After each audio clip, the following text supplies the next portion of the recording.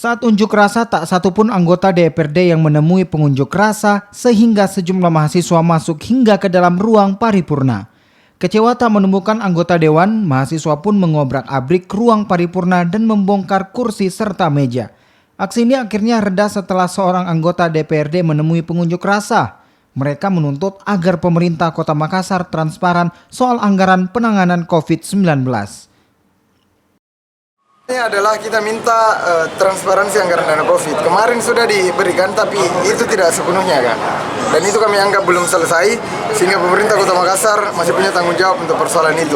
Dan yang kedua sebenarnya kami minta untuk pemerintah Kota Makassar dengan DPRD Kota Makassar itu menyetujui untuk membuat satu portal pelaporan online untuk anggaran dana COVID. Begitu. Dan saya bilang tadi, kalau memang buntu dengan aksi-aksi begitu, coba menyurat secara kelembagaan.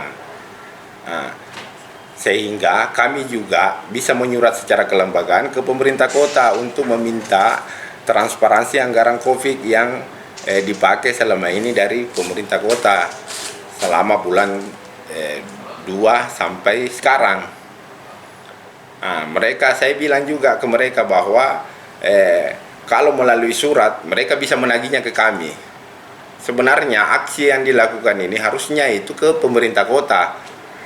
Tapi karena mungkin mereka tidak diterima dengan baik, akhirnya ke sini.